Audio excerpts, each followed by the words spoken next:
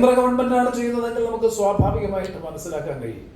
കേരളത്തിൽ പോലും മാധ്യമ സ്വാതന്ത്ര്യത്തിന് കൂച്ചുവിലങ്ങിടുന്നു എന്ന് പറഞ്ഞാൽ പിന്നെ ഈ പുരോഗമന ജനാധിപത്യ അവകാശത്തെ സംബന്ധിച്ചും പൗരാവകാശത്തെ സംബന്ധിച്ചും ഇടതുപക്ഷ രാഷ്ട്രീയത്തെക്കുറിച്ചുമൊക്കെ അവർ പറയുന്നതിന് എന്ത് പ്രസക്തിയാണ് എന്നുള്ളതാണ് ഗൗരവതരമായ വിലയിരുത്തലിന് വിധേയമാക്കേണ്ടത്.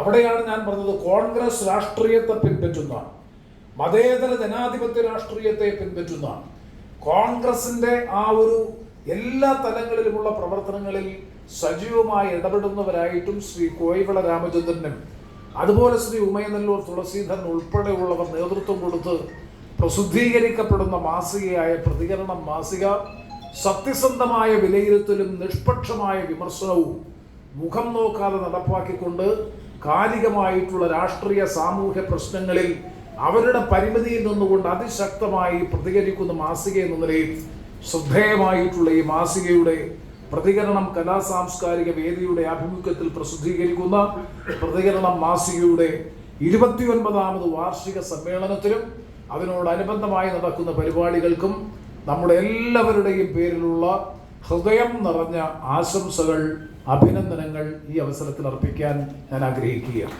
സമ്മേളനത്തിന്റെ ഏറ്റവും വലിയ പ്രത്യേകത, ഈ വർഷത്തെ പുരസ്കാരത്തിന് അർഹനായിട്ടുള്ളത് അഡ്വക്കേറ്റ് ഇ യൂസഫ് കുഞ്ഞാണ്. ഇവിടെ നേരത്തെ തന്നെ സ്വാഗത പ്രാസംഗികൻ പറഞ്ഞു അദ്ദേഹത്തെ കുറിച്ച് ഏറ്റവും കൂടുതൽ അറിയുന്നത്. ശരിയാണ്, വളരെ വളരെ ശരിയാണ്. കൊല്ലത്തിന്റെ രാഷ്ട്രീയ പരിച്ഛേദവും രാഷ്ട്രീയ ചരിത്രവും പരിശോധിച്ചാൽ അനുഭവ സമ്പത്ത്, ആ അനുഭവത്തിൽ നിന്ന് ആർജിച്ച രാഷ്ട്രീയ പക്വത, ഞാൻ അദ്ദേഹത്തെ കുറിച്ച് മനസ്സിലാക്കുന്ന ഉയർന്ന പക്വതയോടുകൂടി ആ പ്രശ്നങ്ങളെ വിലയിരുത്തി നിലപാടുകൾ സ്വീകരിച്ച് സംഘർഷരഹിതമായ നിലയിൽ സമവായത്തെന്ന് ശ്രീ ഉമയനെല്ലൂർ നേരത്തെ ഇവിടെ സൂചിപ്പിച്ചത്. അപ്പോൾ അദ്ദേഹം അതിനെക്കുറിച്ച് പറയും. അതുപോലെ തന്നെ ശ്രീ നെടുങ്ങോലം രഘു, ഞാൻ വിശദീകരിക്കുന്നതിൽ അദ്ദേഹം കേരളത്തിലെ ഏറ്റവും പ്രബലമായിട്ടുള്ള ഒരു സഹകരണ പ്രസ്ഥാനത്തിന്റെ നേതാവാണ്. പരവൂർ SNVRC.